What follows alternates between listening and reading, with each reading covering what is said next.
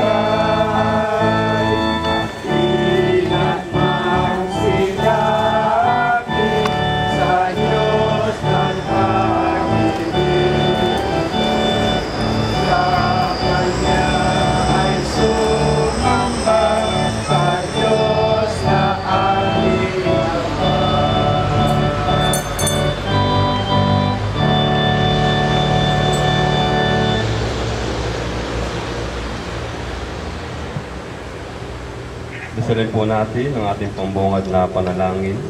Halina o pinagpala at banal na Santissima Trinidad. Gawin mo po ang bawat kaisipan na isang templo ng iyong kahangahangang katuruan. Ang iyong busilak na puso ay maging dahlia ng awa at ang aming sarili ay taimtim na pinanahanan ng iyong walang hanggang kapangyarihan.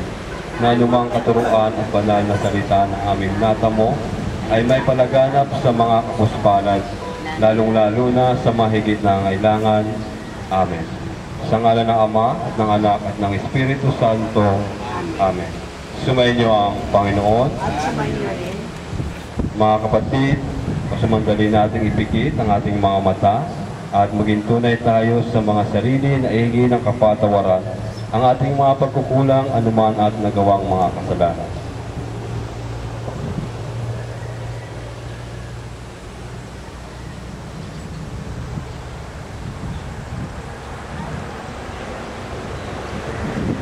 Panginoon, iyong aming pag-ibig at pagsamba, maraming salamat sa pagkakataon na makapiling ka namin sa oras na ito. Pagpalain at dinggin mo kami, Panginoon, at iadya mo kami sa mga panganib at tukso. Sambahin ang ngalan mo at ng iyong pagmamahal, na kami ay patnubayan na makaisa ang Diyos Ama. At sa pamamagitan mo, aming Panginoong Kristo, maraming salamat po sa biyayang iyong pinagkaloob. Pagyamanin mo, aming Panginoon, at nantayan ng iyong mga palad ang bawat isa sa amin, ay kagagaling ng aming sikhayo at karamdaman. Pagyamanin mo ang aming pananalig sa kabuuan ng iyong pag-ibig, Kristo, Anak ng Diyos na katawan tao, Hari ng mga hari. Aming Panginoong Hesus, ang buhay na tubig ng aming panampalataya at katatagan, kami ay iyong pagpalain. Alang-alang sa ating pagkakaisa at pagbubuklod sa kapayapaan,